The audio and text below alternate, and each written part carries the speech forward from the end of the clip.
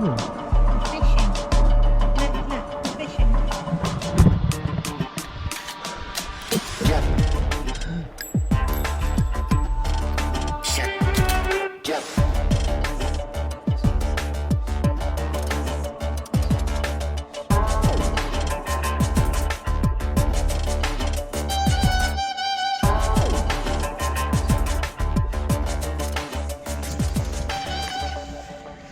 Hello. Someone's going diving.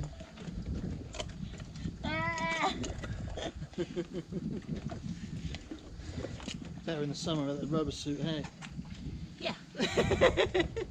There is another weight up here. If you need another weight, I've got one. Okay. We will do some of, if not all of, the work maintenance underwater.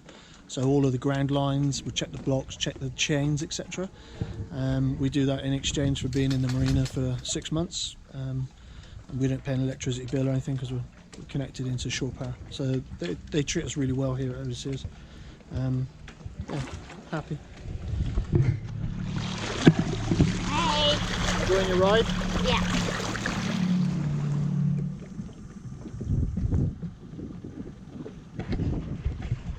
So we're currently on A dock of Odysseus Marina. Say that again, take two. We're currently on A dock. A dock is where the super yachts and stuff hang out. It's a big boat, so there are big concrete blocks, heavy chains and heavy lines, and we're about to do a condition check. So we'll film the condition of the lines and the blocks and the chains and the shackles, and we'll mark where the blocks are so that we can locate them quicker to do maintenance on them.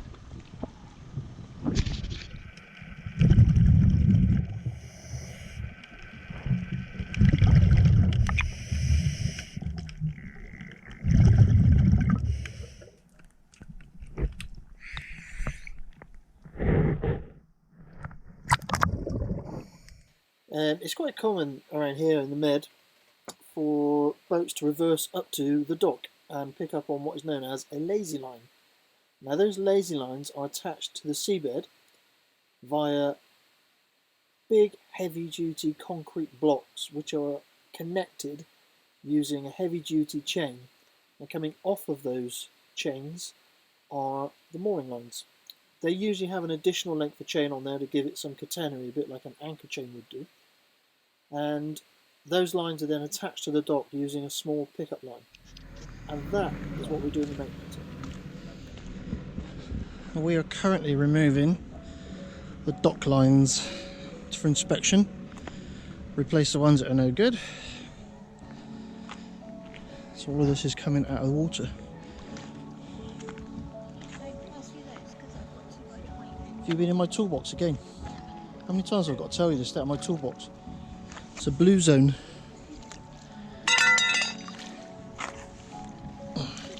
Okay, I haven't got any floats. I'm just about to start making floats up now. So all we're going to do is put floats on each of the blocks that are out here. Yeah. That'll probably be it for today. Okay. There's a really big chain, sort of links that size, Okay. but still shackled to the blocks. Do they want that off, or are they?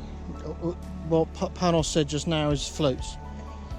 Mark all of the blocks so he can get an idea in his head what's where, and then we'll float whatever we need to float and move it to a new location. So for the minute we're doing marking. Okay?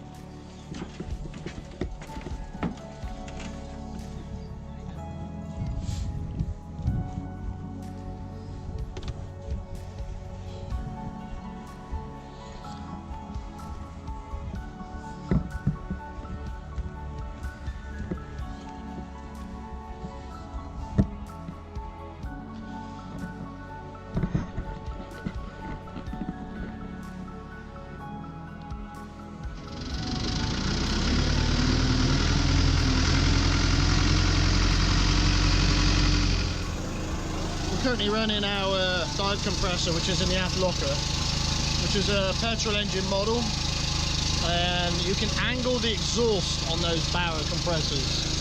So the exhaust system is angled upwards.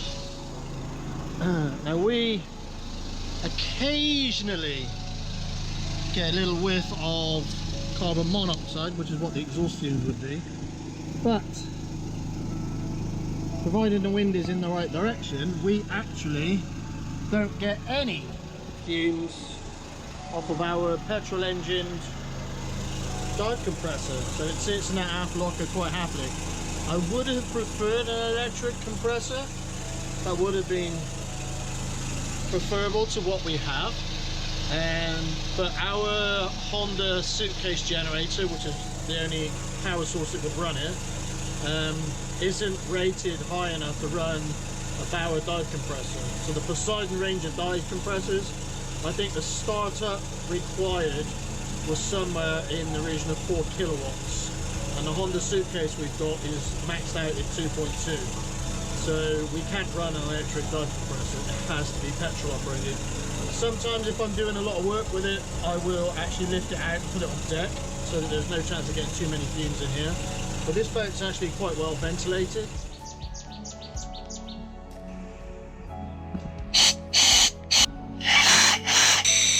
We have a small fishing float on the end of it, so we can put the tool down in the mud. The tool can disappear into the silt that is down there, but the float stays proud, so you can always find the tool that you put down.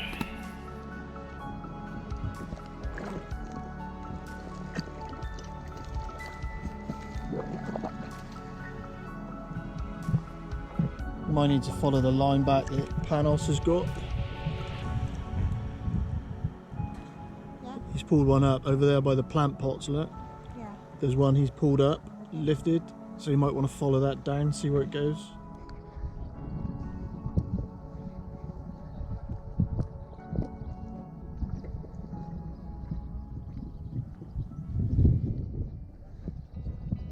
So this is the underwater footage of what Ian explained earlier, of the big concrete blocks all being attached by the very large chain, and then the smaller chains go off to the individual boats. Here you actually see me indicating the ground line number. This way, when the Marina staff review the footage, they can tell which lines are damaged or worn and make the decision on what needs to be replaced.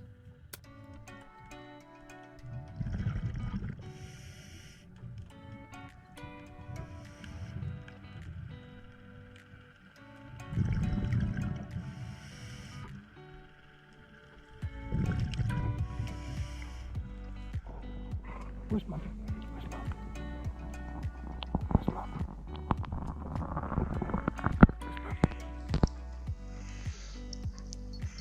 Where'd she go?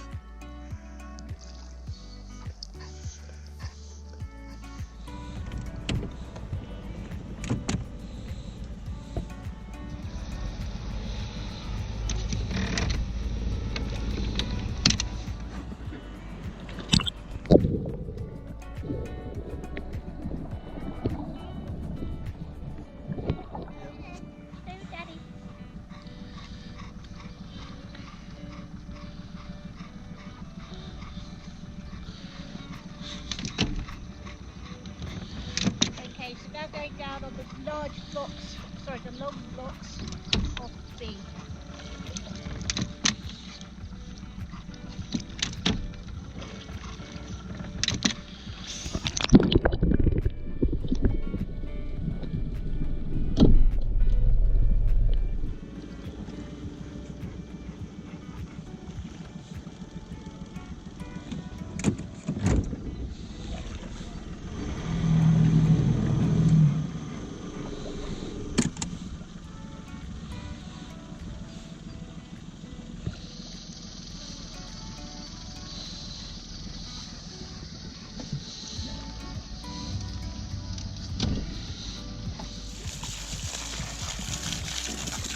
We also do a few boat deliveries and some maintenance and other odds and ends to top up our cash pot and subsidise our lifestyle.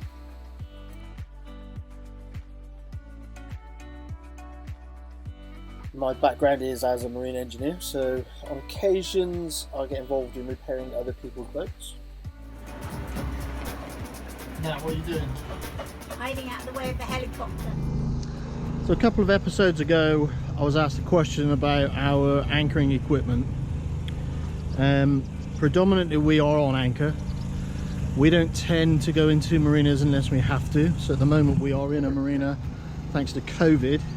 That's forced upon us. So our anchor equipment, let me see. So tucked in under the blue cover is a Lofren's Titan B. I fitted this to the boat about 6 years ago after I got sick of hand hauling 30 meters of chain. It is an amazing piece of equipment.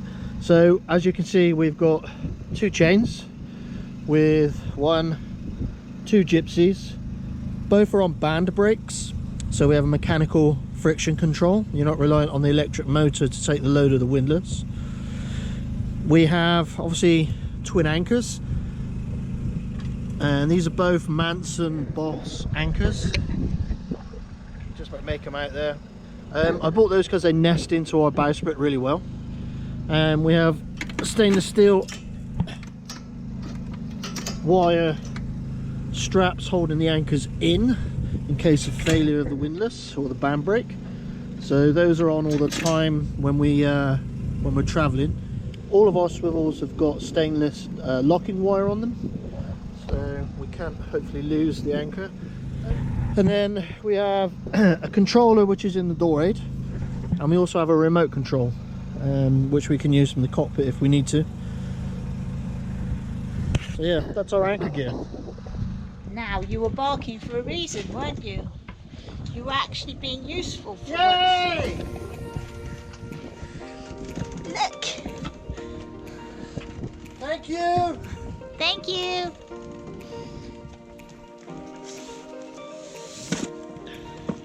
Da, da, da. So I think these are 100 watts each. Quite good. So these are our new comfort seats. And they're a lot. Comfort seat. Seriously, she goes riding a bicycle for 10 minutes, comes back and goes to sleep. So, how comfortable is the new chair? Well, I haven't been allowed to take it out of the plastic yet. You're not taking out the plastic till the dog's dead. But so far, it's pretty comfy. A company called Comfort Seat. We've bought them, we've paid for them outright. We're getting no sponsorship from this, so we saw these on Sailing Fair Isle. So Steve and Judy, you can take full claim for this. We saw these things advertised, and we had a look on the website, and they do these larger size lounges which suits us better than the stupid little blue things. So we had those which weren't comfort seats and they weren't comfortable, whereas these, game changer, that is just going to make our life so much more comfortable in this teak cockpit.